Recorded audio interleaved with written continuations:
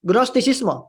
Nah, Bapak Ibu, apa gerakan Gnostisisme? Bapak Ibu bisa perhatikan diktat. Memang PowerPoint saya ini mungkin tidak sama persis dengan diktat, tapi intinya sama, Bapak Ibu ya. Jadi saya meringkaskan di PowerPoint ini. Nanti untuk membaca lebih dalam, Bapak Ibu bisa perhatikan diktat yang saya sudah share ya. Gnostisisme. Nah, Bapak Ibu, Gnostisisme, apa sih yang dimaksud dengan Gnostisisme? Pada pelajaran awal saya pernah menyampaikan bahwa di Alkitab kita itu gerakan yang disebut bidat adalah Gnostisisme. Sudah muncul sejak zaman para rasul, Bapak Ibu. Iya kan?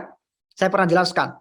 Nah, sekarang kita mari explore lebih lanjut apa itu gerakan Gnostisisme. Mungkin Bapak Ibu ketika mendengar khotbah-khotbah dari pendeta, Bapak Ibu sering mendengarkan Gnostik gitu kan ya.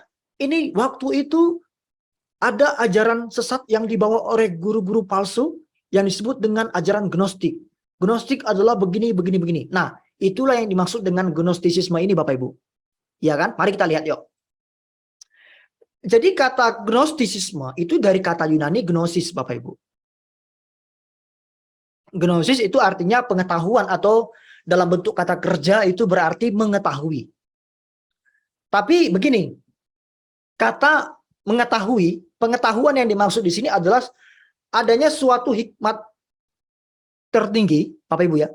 Adanya hikmat tertinggi yang bersifat rahasia katanya, di mana tidak semua orang bisa mengerti hikmat itu.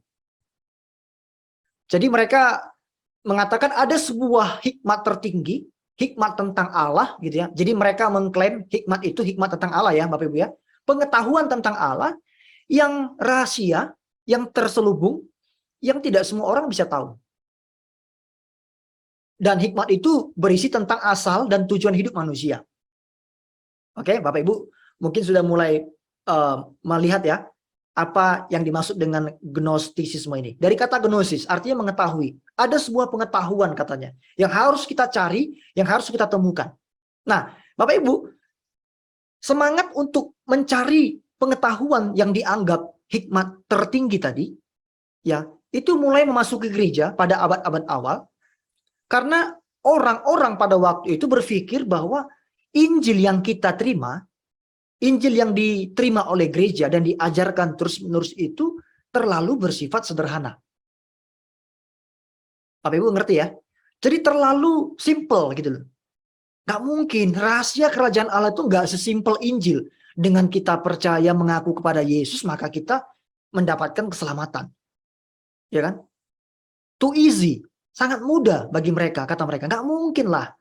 Pasti di atas itu, di atas Injil itu ada sebuah hikmat atau pengetahuan yang harus kita cari, kata mereka. Nah, jadi mereka, maksudnya kaum Gnostik, Bapak Ibu ya, mencari suatu hikmat yang lebih dalam daripada Injil tadi. Lebih indah menurut mereka. Dan penuh dengan rahasia. Jadi ini sebenarnya kita lihat ya, ini seperti mistis gitu ya Bapak Saudara ya. Mistis kan? Memang orang itu lebih tertarik kepada hal-hal mistis Bapak Saudara. Jadi kita cari, ini ada sebuah pengetahuan, sebuah rahasia nih kata mereka kan. Lalu mereka mulai menafsirkan Injil secara alegoris. Bapak Ibu ngerti nggak penafsiran secara alegoris? Memang waktu hermeneutika, waktu itu belum saya sempat jelaskan secara mendalam. Jadi alegoris itu maksudnya memberikan makna rohani terhadap teks di Alkitab. Jadi semuanya itu dicari makna rohaninya. Contoh Bapak Saudara ya, di Taman Eden ada 4 sungai. Ya kan, Sungai Pison, Tigris dan sebagainya. Ada orang yang menafsirkan secara alegoris begini. Sungai Tigris melambangkan kejujuran. Sungai Pison itu berbicara tentang kebaikan dan sebagainya. Bapak Ibu, padahal kan ada 4 sungai di Taman Eden itu ya benar-benar literally sungai kan Bapak Ibu kan. Nggak perlu kita cari maknanya kan. Seperti misalkan contoh nih, Musa membelah Laut Merah. Saya tanya Bapak Saudara, itu Laut Merah beneran atau kiasan atau figuratif? Ada bagian-bagian Alkitab yang memang penafsirannya itu harus alegoris. Seperti beberapa perumpamaan Yesus di dalam Injil ada. Tapi ingat, teks-teks yang tidak mendukung penafsiran alegoris jangan dialegoriskan. Jadi orang Gnostik ini, Bapak Ibu Saudara, itu menafsirkan hampir seluruh Injil itu mereka berikan penafsiran alegorisnya. Untuk apa? Untuk mendukung pendapat mereka. Untuk mendukung presaposisi mereka. Ingat yang saya katakan beberapa waktu lalu. Eisegesis. Jadi mereka memasukkan pikiran mereka, menggunakan ayat Alkitab hanya untuk mendukung apa yang mereka pikirkan. Buah pikiran mereka. Jadi bukan mencari makna Alkitab bagi mereka. Tidak, terbalik. Jadi mereka memasukkan pikiran mereka ke dalam Alkitab. Alkitab itu di otak-atik sedemikian hanya untuk mendukung dia, mengikuti kehendaknya dia, kemauannya dia. Nah, itu tentu prinsip yang salah, Bapak Ibu ya. Nah, seperti ini. Jadi mereka mulai menafsirkan Injil secara alegoris dan kebodohan salib ditukarkannya dengan hikmat dunia. Yang saya katakan tadi, pemberitaan salib adalah kebodohan bagi orang yang hendak binasa. Mereka menganggap bodoh. Iya kan? Mereka menganggap sebuah hal yang nggak masuk akal, yang konyol, pemberitaan salib. Jadi mereka berusaha menggantikannya dengan yang mereka sebut dengan istilah hikmat tertinggi tadi. Yaitu sebenarnya hikmat dunia. Nah, Bapak Ibu, jadi para gnostik mengklaim juga bahwa mereka punya pengetahuan yang lebih tinggi. Bukan dari Alkitab. Tapi diperoleh melalui alam mistis lain yang lebih tinggi. Nah, ini saya katakan tadi. Jadi gnostisisme ini berbau mistis. Bapak Ibu. Mereka berkata begini, kami, para gnostik ini, kaum-kaum gnostik ini punya pengetahuan yang kalian nggak punya. Pengetahuan kami ini bukan kami dapatkan dari Alkitab. Berarti, mereka punya kitab lain selain Alkitab. Sebagai sumber kebenaran, sumber pengajaran mereka. Ada yang tahu apa kitab yang dipakai oleh orang gnostik selain Alkitab? Itulah yang disebut dengan Injil Gnostik, Bapak Ibu. Jadi mereka berkata begini, ada Injil Gnostik, Injil yang harusnya itu dikanonkan, harusnya diakui sebagai firman Allah. Tetapi tidak, kata mereka. Bapak-bapak gereja itu dengan tipu muslihat mereka tidak memasukkan Injil ini. Harusnya Injil ini masuk. Contohnya apa? Injil Thomas, Injil Barnabas, dan banyak Injil-Injil lain, Injil Petrus dan sebagainya. Bapak Ibu mungkin pernah mendengar Injil Thomas ya? Injil Barnabas mungkin juga pernah dengar ya? Itu termasuk Injil Gnostik, Bapak Ibu. Jadi orang-orang Gnostik berpikir ini Injil-Injil ini harusnya dimasukkan ke dalam Alkitab. Karena ini juga adalah firman Allah. Nah, itulah sebabnya mereka disebut dengan, kitab-kitab itu disebut dengan Injil Gnostik. Ya Bapak Ibu ya. Oke, nanti akan kita bahas. Kemudian Bapak Ibu, jadi mereka menganggap gini, kami ini levelnya lebih tinggi, lebih hebat daripada kalian, orang-orang Kristen. Pengetahuan tentang Allah kami lebih hebat. Kalian itu nggak seberapa. Gitu kan ya. Karena kami punya pengetahuan yang kalian nggak punya. Gitu loh, Bapak Ibu. Nah, dan ingat, Paulus bercatat begini. Sebab pemberitaan tentang salib memang adalah kebodohan bagi mereka yang akan binasa. Tadi yang saya sampaikan. Tetapi bagi kita yang diselamatkan, pemberitaan itu adalah kekuatan Allah. Roma berkata demikian, Roma 1 ayat 16-17. Injil adalah kekuatan Allah. Ya kan Bapak Ibu kan? Tapi bagi mereka, Injil itu suatu kebodohan, kata mereka. Nggak cukup. Kita perlu pengetahuan yang lebih tinggi. Yang mereka sebut dengan istilah gnosis tadi. Jadi kita harus tahu pengetahuan itu. Kita harus mengenal pengetahuan itu. Supaya kita selamat. Itulah ajaran gnostik. Jadi nggak cukup percaya Yesus, Bapak Ibu. Tapi kita harus punya pengetahuan. Hikmat tadi. Tentang Allah tadi, yang mereka anggap hikmat tertinggi tadi, yang didapat bukan dari Alkitab tadi, kita harus punya itu, supaya kita selamat. Nah, jadi, gnostisisme mungkin merupakan bidat yang paling berbahaya, Bapak Ibu Saudara. Memang, karena di dalam Alkitab kita, perjanjian baru sejak Rasul-Rasul masih hidup, aliran gnostik ini, Bapak Saudara, ini sudah merebak dan merajalela. Dan mereka memiliki banyak turunannya. Mereka bisa memiliki banyak pengikutnya. Dan pengajaran mereka berkembang, saudara, berkembang terus, berkembang dan berkembang. Mengapa bisa dikatakan berbahaya? Karena memang Bapak Ibu Saudara, Gnostisisme ini dipengaruhi oleh filsafat, yaitu filsafat Plato. Dan mereka memiliki dua premis, dua pijakan yang salah. Apa aja? Yang pertama begini, mereka mendukung dualisme roh dan materi. Jadi bagi orang Gnostik, Bapak Saudara, materi itu, contohnya apa materi? Ini tubuh kita nih loh. Materi itu jahat, tapi roh itu baik. Jadi mereka memisahkan antara materi dan roh. Tubuh kita ini materi, ini jahat, tapi roh kita yang ada dalam tubuh inilah yang baik. Sehingga mereka berkata begini, kalau tubuh kita ini berbuat dosa, sekeji apapun dosa kita, maka itu nggak ada artinya. Tidak mempengaruhi apa-apa. Karena toh tubuh kita ini akan binasa. Tapi ngerti maksud saya? Jadi mereka berkata, karena tubuh ini materi, jahat adanya, roh kita baik. Tubuh kita ini berbuat dosa, itu tetap gak apa-apa. Gak ada artinya, gak ada gunanya, gak mempengaruhi apa-apa. Tapi biarlah roh kita yang tetap baik. Begitu. Jadi mereka memisahkan antara tubuh dan roh, Bapak Saudara. Padahal kalau firman Tuhan berkatakan, orang yang percaya kepada Yesus, dipenuhi oleh Roh Kudus, maka dia akan menghasilkan buah-buah roh. Tubuhnya dia pergunakan untuk apa? Dia persembahkan kepada Allah untuk apa, saudara? Sebagai persembahan yang hidup, kan? Jadi dia tidak mencemari tubuhnya lagi dengan dosa, kan? Karena karya Roh Kudus dalam diri kita, kan, Bapak Saudara, ya? Iya kan? Tapi mereka punya pandangan yang berbeda. Tubuh ya tubuh, roh ya roh. Ini seperti orang Kristen nih. Rohani ya rohani, rohana ya rohana. Hari Minggu kita rohani, Senin sampai Sabtu kita bebas. Gitu loh. Nah ini mirip, ini prinsipnya, konsepnya mirip dengan konsep Gnostisisme, ya kan? Hari Minggu ya hari Minggu kita khususkan untuk hal rohani dulu ya. Tapi nanti di hari lain di luar hari Minggu kita mau buat dosa itu gak apa-apa. Hati-hati Bapak Saudara.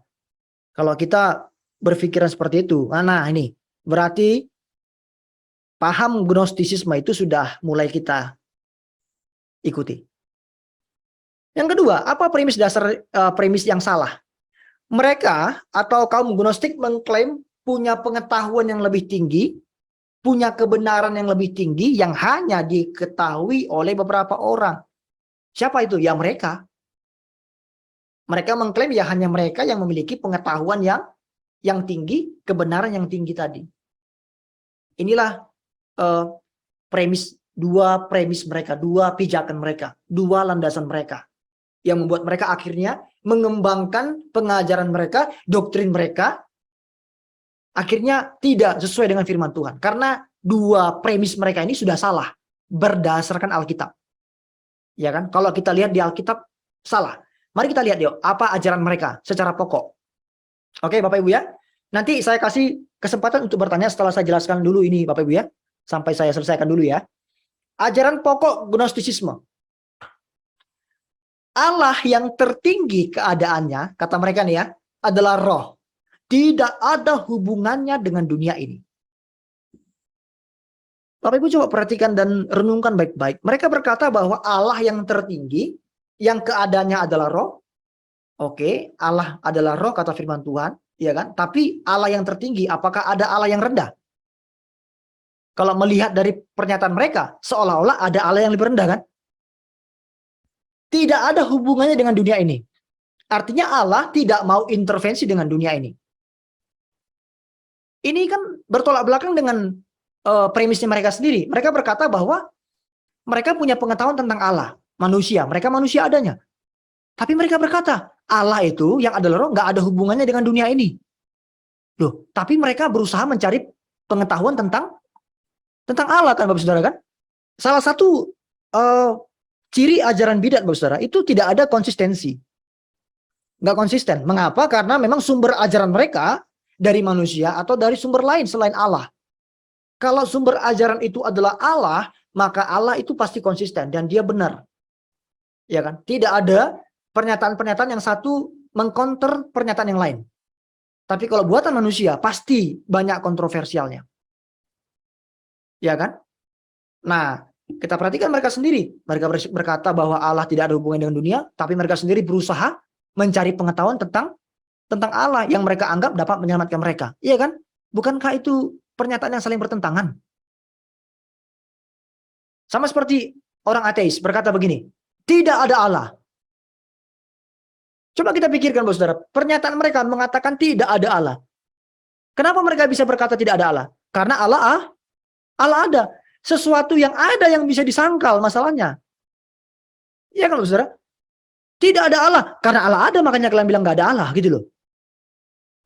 Jadi pernyataan mereka sendiri itu menyangkal argumentasinya mereka. Jadi kalau saya bertemu dengan orang ateis berkata tidak ada Allah. Kenapa di pikiranmu ada Allah? Kenapa kamu bisa berkata tidak ada Allah? Karena memang Allah itu eksis, Allah itu ada. Makanya kamu berpikir tentang dia dan kamu menyangkal dia. Sesuatu yang ada itu yang bisa disangkal. Kalau sesuatu tidak ada, itu nggak bisa disangkal. Tidak ada Bu Maria, karena ada Bu Maria maka saya bisa menyangkal dia. Tidak ada Pak Wahyu, gitu kan? Karena Pak Wahyu adalah maka saya bisa menyangkal dia dan berkata nggak ada Pak Wahyu. Sama orang ateis berkata nggak ada Allah. Mereka sendiri ternyata nggak memahami. Dengan berkata begitu, secara tidak langsung mereka mengakui keberadaan Allah. Ya kan? Tapi Bu, makanya saya katakan bahwa ajaran-ajaran dari dunia ini pasti tidak konsisten dan tidak bisa dipertanggungjawabkan dan tidak bisa dibuktikan. Berbeda dengan firman Tuhan, ya kan? Yang sungguh-sungguh dapat dibuktikan, tidak bertolak belakang satu dengan yang lain. Luar biasa, ya kan? Dari 66 kitab, bayangkan Bapak Saudara, yang nulis 40 penulis lebih, latar belakang berbeda-beda, waktu yang berbeda-beda, tapi mereka bisa menulis dengan harmonis. Itu buktinya Alkitab adalah firman Allah. Ada satu pribadi yang mendorong, yang mengarahkan, menginspirasi para penulis sehingga mereka bisa menghasilkan karya. Ya kan? 66 kitab itu. Nah, itulah yang harus kita pahami, Bapak Saudara ya. Kemudian mereka berkata begini, dunia itu diciptakan oleh suatu Allah rendah. Nah, ini tadi saya katakan, mereka berkata ada Allah yang tertinggi, maka ada Allah yang rendah. Allah yang rendah itu mereka sebut dengan istilah demiurgos. Jadi yang menciptakan dunia ini Allah rendah. Allah yang tertinggi itu tidak menciptakan dunia katanya. Inilah yang mereka katakan tadi, gak ada hubungannya dengan dunia. Jadi bagi mereka tuh ada dua model Allah. Allah tinggi dan Allah rendah. Yang rendah inilah yang disebut dengan demiurgos yang menciptakan dunia. Bapak Ibu. Iya kan?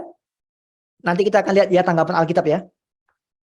Makanya ini mulai mistis kan, Bapak Ibu ya, mulai berbau-bau mistis kan ya. Ada dua Allah, ada yang paling tinggi, ada yang paling rendah. Yang tinggi nggak urusan dengan dunia, yang rendah menciptakan dunia.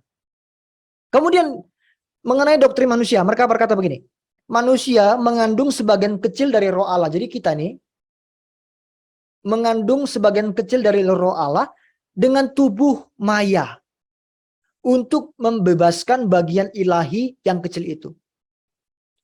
Jadi di dalam tubuh kita yang maya ini, tubuh kita yang sementara ini, kata mereka, itu ada roh Allah yang terkurung di dalamnya, dan kita harus membebaskan roh Allah itu dari tubuh maya ini. Ingat, tadi mereka berkata tubuh ini jahat. Jadi yang baik itu katanya dikurung oleh yang jahat ini loh.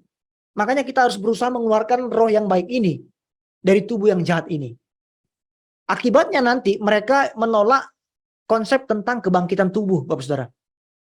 Jadi mereka nggak percaya ada kebangkitan tubuh. Nggak ada. Mereka nggak percaya. Karena bagi mereka tubuh ini harus binasa, harus mati gitu loh. Nggak ada dibangkitkan nanti. Tuhan Yesus tidak akan membangkitkan kita. Tubuh kita, kata mereka. Ya, nanti akan kita lihat ya lebih dalam tentang itu. Itu yang mereka ajarkan karena apa? Karena mereka berkata bahwa di dalam tubuh kita ini ada roh Allah. Sebagian roh Allah yang harus kita bebaskan. Kemudian mereka berkata begini, pengajaran dan teladan Yesus, ya kan, mengajak manusia, roh manusia untuk berusaha melepaskan dirinya dari zat benda supaya kembali kepada Allah yang tinggi. Ini tadi saya katakan. Jadi kita bisa mengeluarkan roh kita ini yang adalah sebagian dari roh Allah tadi dari tubuh kita ini dengan cara mengikuti pengajaran Yesus dan teladan Yesus. Jadi Yesus lahir, Yesus datang. Mereka tidak mempercayai Yesus inkarnasi, yang nanti akan saya jelaskan. Yesus hadir ke dunia ini, kata mereka, itu untuk memberikan pengajaran dan teladan supaya kita ini ngerti caranya membebaskan roh kita ini dari tubuh yang fana ini. Jadi kalau saudara nonton film-film Yunani, ini mirip nih konsepnya Bapak Saudara. Seperti ini. Jadi membebaskan roh dari diri kita ini, gitu kan ya. Sehingga kita bebas, selamat. Nah ini Bapak Saudara. Jadi banyak film-film yang bernafaskan gnostisisme. Film-film barat. Kita harus selektif dan kita minta hikmat Allah. Jangan sampai kita menonton, mengkonsumsi film-film begitu. Dan akhirnya kita pun mulai terindoktrinasi. Ada banyak anak muda yang memiliki pemahaman tentang Allah itu dari film, Bapak Saudara. Bukan dari Alkitab. Nah ini bahaya. Bukan dari gereja. Bahaya loh. Jadi ketika saya tanya, kamu tahu ini dari mana konsep tentang Allah begini? Dari film, Pak. Dari film ini, Pak, judulnya. Film ini judulnya. Wow. Jadi yang kamu tahu dari Alkitab apa? Nggak ada, Pak. Yang saya tahu yaitu. Jadi mereka berpikir apa yang mereka tonton di film itu kebenaran gitu loh, Bapak Ibu. Iya kan? Ini yang benar nih. Jadi mereka nggak belajar Alkitab. Maka saya katakan, supaya bisa ngerti yang salah, maka kita perlu memahami, mengerti yang benar dengan sungguh-sungguh. Supaya tahu mana yang palsu. Ya kan? Saya sudah kasih contoh. Kalau kita ngerti ciri-ciri emas yang asli, maka kita bisa memiliki pengertian tentang emas yang palsu. Oh, ini nih palsu karena tidak punya ciri-ciri yang begini. Karena emas yang asli harus punya ciri-ciri yang begini. Gitu kan ya? Itu Bapak Saudara. Jadi jangan kebalik. Harus mengerti kebenaran. Supaya kita bisa mengerti yang salah. Oke, Bapak Ibu ya. Jadi karena mereka berkata bahwa Yesus memberikan pengajaran dan teladan supaya kita bisa membebaskan roh manusia ini, roh kita ini dari tubuh yang fana, yang maya ini. Maka Kristus katanya datang itu untuk membawa kebebasan dengan cara apa? Menunjukkan jalan askese. Dan membuka segala pengetahuan yang tersembunyi. Nah ini. Jadi bagi mereka Yesus itu datang itu untuk menunjukkan jalan askese. Bapak Ibu, jalan askese itu adalah jalan penyiksaan diri. Jadi supaya kita ini membebaskan roh kita, mari kita siksa tubuh kita. Karena tubuh ini jahat, kata mereka. Yesus memberikan teladan supaya kita menyiksa tubuh kita. Mana ada Yesus pernah mengajarkan begitu kan ya? Maka malah dikatakan begini. Kasihlah sesamamu manusia seperti dirimu sendiri kan? Yesus justru mengajarkan kita mengasihi diri kita dan kita mengasihi sesama kita. Mana pernah dikatakan siksalah dirimu, ya kan? Bencilah dirimu. Siksalah tubuhmu, nggak pernah. Tapi mereka berkata begitu. Sebenarnya Yesus datang itu untuk ngajarin kita supaya kita tuh mengikuti jalan penderitaan, menyiksa diri kita, supaya roh kita bebas, tubuh kita ini mati dengan kita siksa. Begitu kan Bapak Saudara ya? Merekam.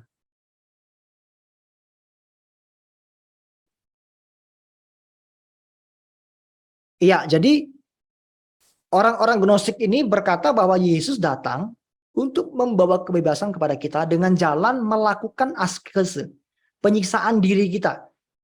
Tubuh ini harus kita siksa karena tubuh ini jahat.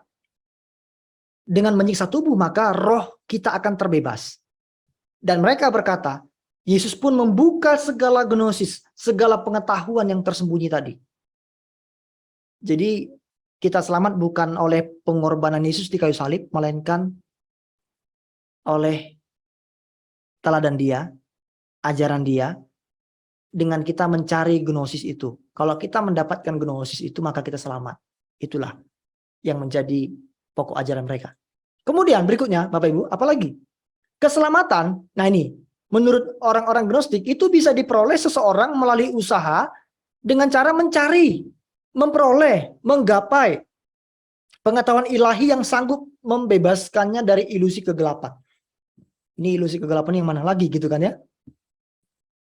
Jadi kalau kita selamat itu, kalau kita bisa mencari pengetahuan tadi, gnosis tadi. Dan para gnostik percaya bahwa tubuh fisik Yesus, Bapak Ibu, itu bukan yang sebenarnya. Jadi ini mirip dengan ajaran doketisme, yang mengatakan bahwa tubuh Yesus itu hanya bayangan. Tubuh Yesus itu hanya seakan-akan. Tubuh Yesus itu hanya kelihatannya tubuh, tapi bukan. Hanya terlihat seperti memiliki tubuh jasmani, tapi tidak katanya. Yang mengatakan bahwa Yesus hanya terlihat memiliki tubuh, tapi sesungguhnya dia nggak punya tubuh jasmani kok. Ini seperti ajaran doketisme tadi yang saya katakan ya, Bapak Ibu ya. Kemudian, gnostisisme juga menolak adanya kebangkitan tubuh tadi. Sama hubungannya kenapa? Karena tubuh ini jahat. Untuk apa dibangkitkan lagi? Kebangkitan tubuh sebagai suatu hal yang nggak mungkin. Karena setiap tubuh atau materi adalah berdosa. Ini yang mereka katakan. Jadi mereka nggak percaya tentang kebangkitan. Padahal di Alkitab jelas dikatakan bahwa kita akan dibangkitkan. Tapi tubuh kita, apakah tubuh daging ini yang dibangkitkan lagi, Bapak Ibu? Kemudian mereka juga mengakui Injil Gnostik sebagai kitab yang hilang dari Alkitab. Injil-Injil Gnostik itu merupakan firman Allah yang oleh bapak-bapak gereja, kata mereka, tidak dimasukkan ke dalam Alkitab kita. Seharusnya ini masuk. Nah, kalian tidak masukkannya. Gitu kan ya, orang Kristen gitu kan ya. Jadi kami memakai Injil Gnostik ini. Bapak Ibu, jelaslah karena mereka menggunakan Injil Gnostik yang bukan firman Allah, tentu ajaran mereka bertentangan dengan firman Allah. Iya atau tidak?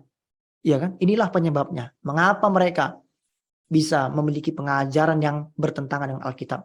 Karena sumber mereka bukan Alkitab saja, tapi banyak sumber lain. Bahkan ketika mereka menggunakan Alkitab pun, mereka menafsirkannya secara alegoris, sesuka hati mereka. Ya kan? Sehingga mereka tidak bisa menemukan kebenaran. Tapi mereka mengatakan, kamilah yang memiliki pengetahuan yang lebih tinggi. Kamilah yang memahami kebenaran yang lebih tinggi. Ayo kita lihat tanggapan kita, orang-orang Kristen, orang-orang Injili yang percaya Alkitab adalah firman Allah tentang ajaran Gnostisisme. Ini tidak ada di diktat.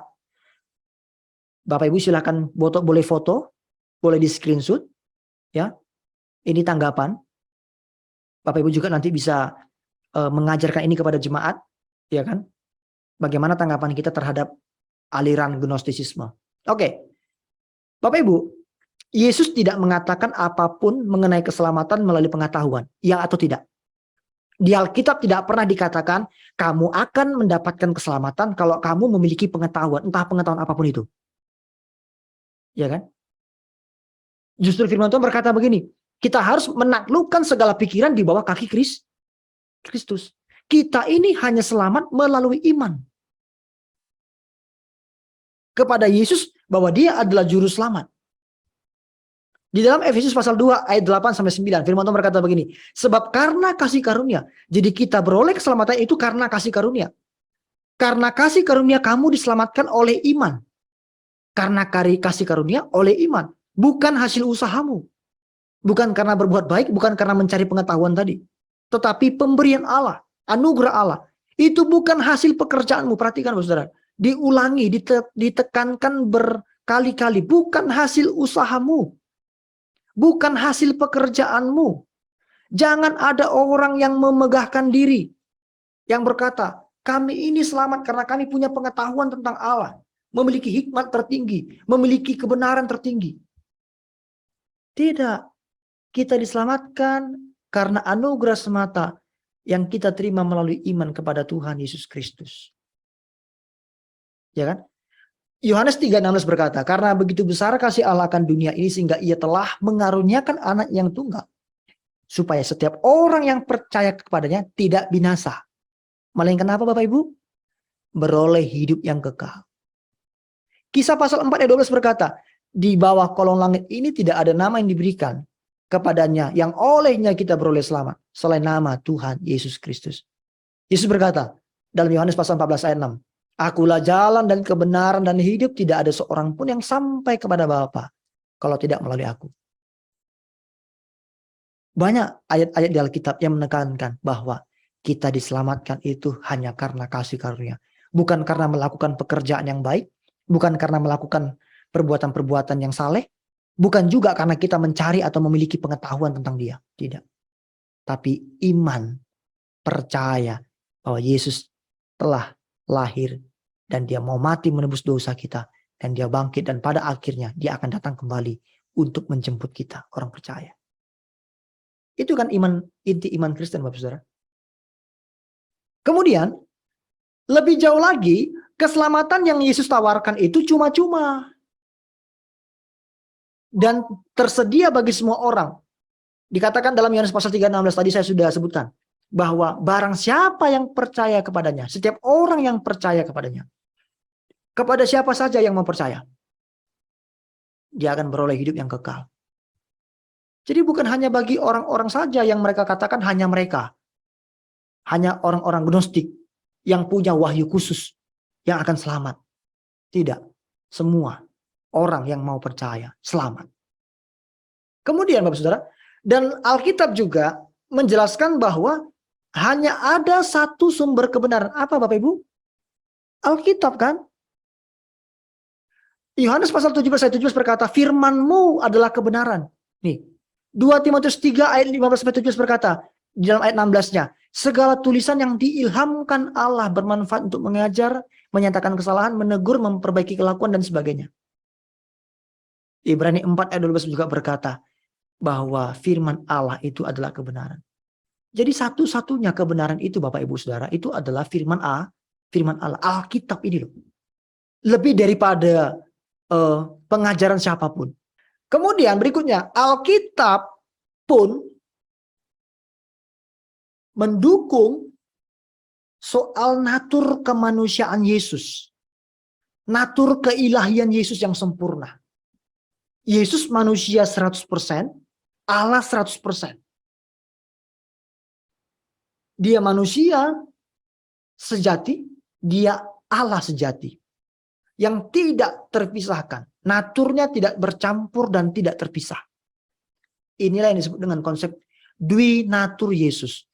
Allah sejati, manusia sejati. 100% Allah, 100% manusia.